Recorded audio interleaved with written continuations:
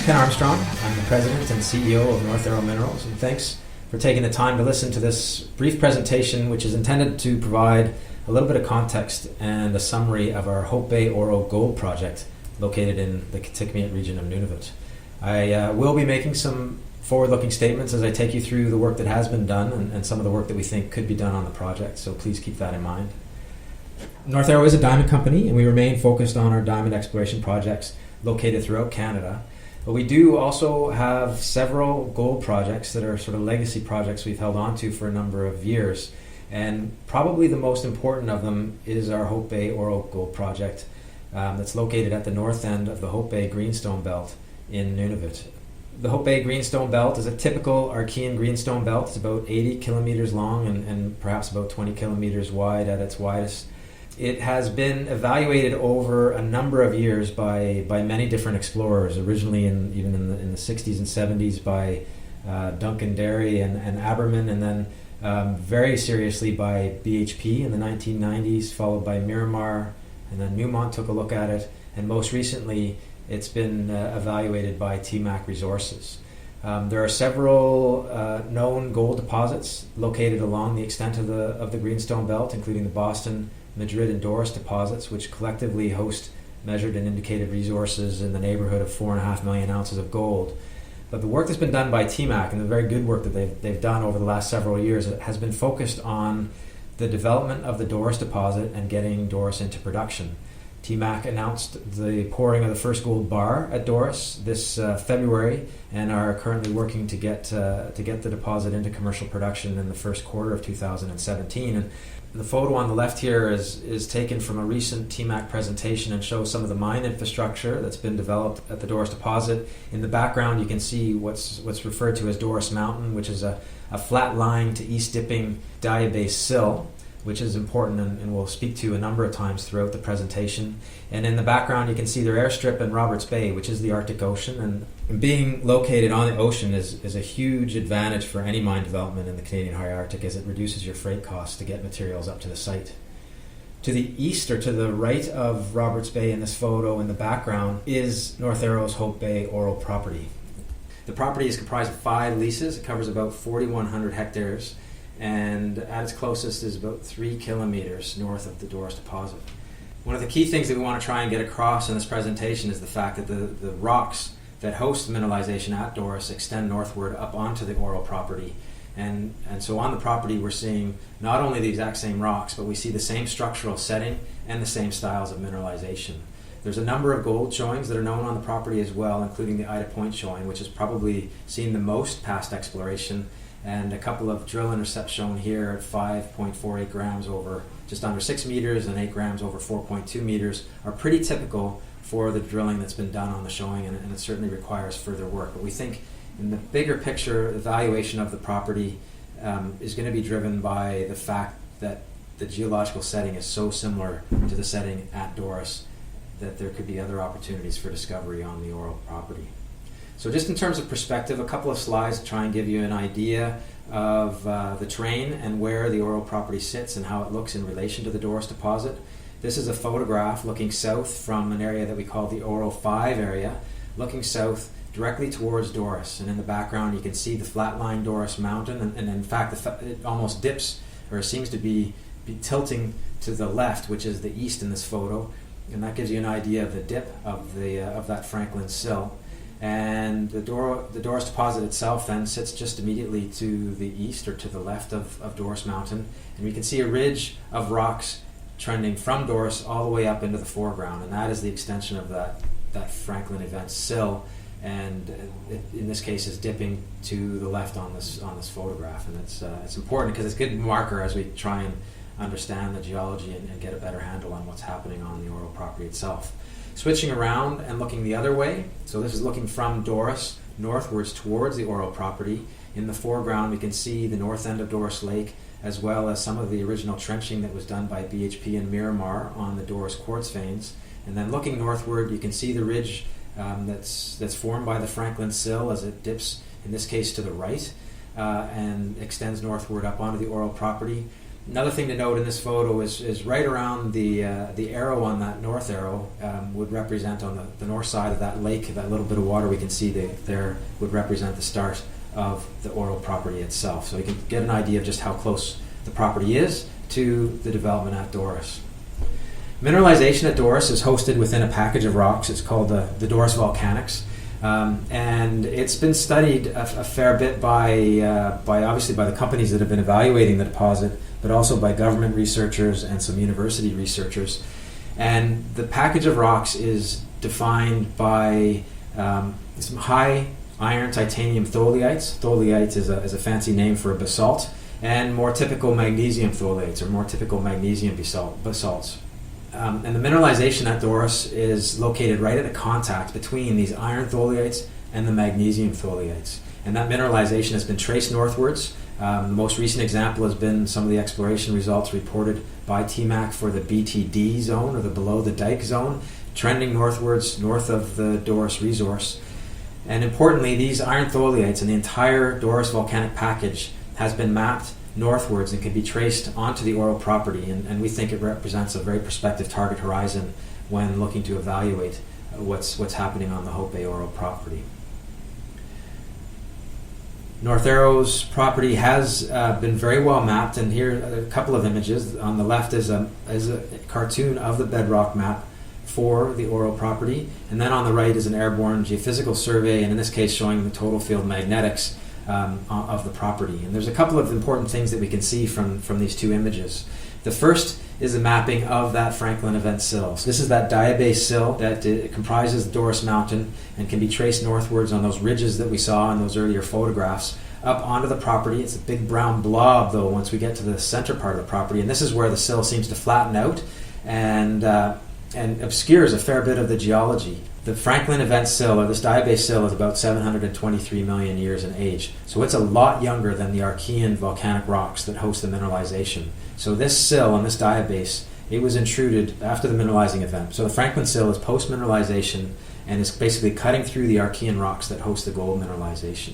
So in the case of the central part of the Oro property, the flat-lying portion of the sill, it almost looks like a lamb chop, is obscuring our ability to see down through to the volcanic rocks that could host gold mineralization.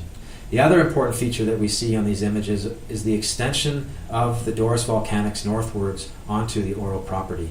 These iron tholiites are more magnetic than the surrounding magnesium tholiites, and so they have sort of a red or a hot color on the total field magnetic map, and they're represented by a more lime green color on the geology map. And you can see them moving northwards, coming out from underneath the diabase sill. The diabase is also magnetic, so it's also represented by some of the hot colors that we see.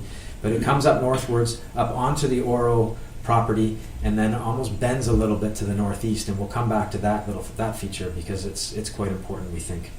We also see iron tholiites that are typical of the Doris tholiites at the very northern tip of the Oro property in the neighborhood of the Ida Point gold showing, and we can talk to that a little bit as well.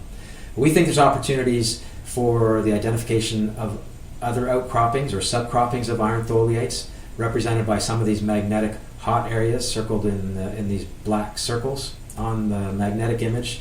And the other thing that we can see, where the Franklin sill flattens out, so in sort of the big part of that brown blob, there's a number of blue areas or green areas within the magnetic map, and we think these magnetic lows could represent areas where the Franklin sill has been thinned or maybe even isn't present, and these represent overburden covered windows through which we could see down into the underlying volcanic rocks and would have the chance to identify potential targets in the underlying volcanic stratigraphy. So we talked about the iron tholiites and the fact that there's been a fair bit of research. Just a couple of slides here to show that geochemically the iron tholiites that we see on the Hope Bay Oro property are the same as the Doris iron tholiites. The plot on the left here is a ternary plot of the iron, titanium, aluminum, magnesium space, and it's work done by Sherlock et al. It shows in the orange circles where the Doris iron tholiites lie on this plot. And on the right-hand side is the exact same diagram, but in this case we're showing data from the Hope Bay Oro property, and we can see that there are there are rocks that have been sampled and analyzed that fall exactly within the same area as the Doris iron tholiates, and these are iron tholiates that sit on the Hope Bay Oro property. Another diagram to try and show a very similar result. This is looking at aluminum-titanium ratios, and on the right-hand side, again, we can see the extent of the Doris iron tholiates on this plot, and then on the left-hand side, we see data from the Hope Bay Oro property and the iron tholiates that have been identified there in relation to the red oval, which outlines the extent of the Doris iron tholiate. So we have the same rocks. Clearly, the rocks that host mineralization at the Doris gold deposit extend northward onto the Hope Bay Oro property of North Arrows. But not only do those rocks extend up onto the property, but it's also that we see the same structural setting. Mineralization of the Doris volcanics and the Doris deposit itself coincides with a northeastern flexure of the Doris volcanics, where they are coincident with a northeastern structure, a regional northeastern structure that cuts right across the entire belt, or a good part of the entire belt. When we look at where the Doris volcanics extend northward onto North Arrows property, that flexure that we see in the mapping that we've done, as well as in the magnetic image, coincides with another regional northeastern structure, a very prominent structure that cuts right through the peninsula. The coincidence of this flexure with this northeastern structure makes the ORO-5 area on North Arrows property a target for further evaluation. And there's also a series of similar northeastern structures that cut right across that peninsula. And all of these areas, if we can show that they coincide with iron tholiate, magnesium tholiate contacts, we think that those areas would immediately become targets for further evaluation. So we're seeing the Doris volcanic rocks up on the Oro property. We're also seeing the same structural setting, and we're also seeing the same styles of mineralization. And we just have a couple of slides here to try and show you that. The Doris deposit itself, as we've mentioned a few times, sits at a contact between the Doris iron tholiates and more typical magnesium tholiates.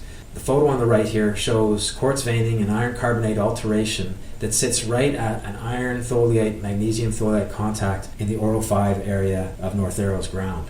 This particular showing was drilled and returned a drill intercept of 6.1 grams over 30 centimeters, so not terribly extensive, but what it shows is this contact is mineralized on North Arrows ground, and further work in this area is clearly warranted to see if there could be an extension of these mineralized horizons. There could be multiple mineralized horizons. There's a fair bit of overburden in this area that covers up the prospective stratigraphy, so further evaluation is warranted to see if this mineralization is more extensive than has been identified so far. Not only do we see mineralization at iron tholiate, magnesium tholiate contacts, but another characteristic of mineralization at Doris are tourmaline pyrite septa that are within the Doris quartz vein and are associated with gold mineralization. And on the Oro property, we see several areas where quartz veins have been mapped or identified that have tourmaline pyrite septa and have returned elevated gold values. One example of that is the H4 quartz vein in the north central part of the property. And this is a photo of that vein, and you can see there's a number of sort of contact parallel septa, and these and grab samples from this vein return gold values that have ranged in the neighborhood from 3 grams per ton up to over 10 grams per ton. The vein itself does not appear to be very extensive, but it does show that we're seeing the same styles of mineralization in quartz veining on the Oro property that we see at the Doris deposit. So looking at the property at a whole, there's a number of gold showings on it that require further work. As we talked about a little bit earlier, the Ida Point gold showing up the very northern end of the property is an area where iron tholiates and magnesium tholiates have been mapped. There's been some drilling done on this property historically, but also we did a bit of drilling there in 2001 and then again in 2011, for the most part chasing the Elu shear zone, which is a target that's been chased now over about a 600 meter strike length and returned some interesting gold values. The numbers shown here are pretty typical for this showing. It remains open to the north and to the south and also down dip and does require some further evaluation. There's a number of other showings in the northern part of the belt, including the H3 and H4 quartz veins, the Wolf Lake gold area where there's a fair bit of smoke. Anomalous gold mineralization has been identified in small showings, often next to overburden filled valleys, and that'll be important, and I'll talk about that a little bit on the next slide. The ORO-5 area in the central part of the property, this is the area where the Doris volcanics extend up onto the property. As I mentioned, there's been a little bit of drilling in this area, but there is mineralization that's been identified in that drilling at iron tholiate, magnesium tholiate contacts. It's the right structural setting in terms of being a northeastern flexure of the volcanic package, coincident with a northeastern trending regional structure. And this area also requires further evaluation and also a wondering of what's happening as it trends northwards up underneath the Franklin Sill. Another showing that's quite interesting on the property is in the far southeastern corner. It's called the Granite Showing. Historically, it's been also called the Wombat Showing. And it's interesting because it's gold mineralization that sits within a northeastern structure that is actually the structure, if you trace it back to the southwest, that intersects with the Doris deposit. So it's the same structure that intersects and coincides with that northeastern flexure of the Doris volcanics where the Doris deposit is located. So it's a very interesting feature in its own right. And there's also a history of silver mining on this property. 2 deposits have been mined, native silver, likely of the cobalt type. And so there is a chance to identify more deposits of that type. But I do think that in considering the endowment of the Hope Bay Belt in general for gold mineralization, that gold exploration certainly would be the focus of further evaluation of the property.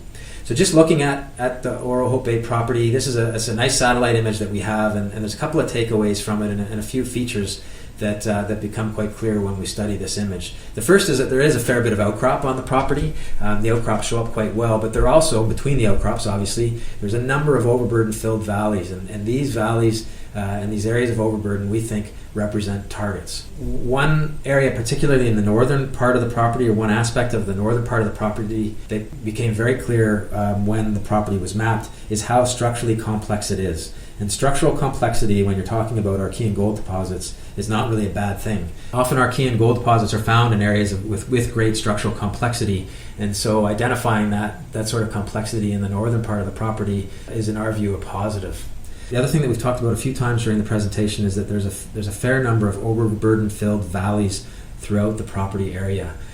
These valleys have the potential to hide or cover up prospective lithological contacts between iron tholiates and magnesium tholiates, and should be a focus for further evaluation as we move forward. And similarly, when looking at along the vein of overburden-covered or drift-covered prospective areas, the Franklin Sill itself, as we mentioned a number of times, it postdates mineralization within the Hope Bay Belt, and there's a big area of the Oro property where the sill has flattened out and is covering up the old Archean stratigraphy. There are, within that area, also some pretty extensive overburden-filled areas, and those areas coincide with magnetic lows on the property-wide magnetic data that we looked at earlier, and those magnetic lows may in fact represent thinning of the Franklin Sill, or perhaps even there's areas where the Franklin Sill isn't present and we can see straight through, and they provide windows down into the underlying Archean stratigraphy, and those areas are also prospective targets for trying to identify additional gold mineralization under that cover. The sill itself is not terribly thick. It probably averages in the neighborhood of 10 to 25 meters in thickness, so finding deposits underneath cover is not out of the question when looking at this property. So moving forward and looking at ways to further evaluate the property, we think that really the next logical program here would involve an extensive geochemistry program to collect a number of lithological samples of bedrock outcroppings to try and identify iron tholiate and magnesium tholiate outcrops, which would help improve the current geological map. Any area where if we're able to identify iron tholiate outcrops with an overburden-filled valley and magnesium tholiates on the other side, that valley could be covering up a prospective lithological contact that requires further work. But that's sort of how we see moving forward to identify additional drill targets on the property. But as we mentioned, diamonds remains a focus for North Arrow, but this is a property that we've held on within our portfolio for a reason, and largely we've been waiting for the Doris deposit to get put into production. That time is now. And it really changes the focus of further evaluation of the Oro property from being more of a greenfields exploration prospect to more of a brownfields type prospect, being so close to an existing mine and existing mine infrastructure. Thanks very much for listening into this presentation. Hopefully it's provided a bit more context for the Hope Bay project and why we think it is an important part of the North Arrow portfolio. And if you have any additional questions, please feel free to contact either myself or Nick Thomas. Thanks.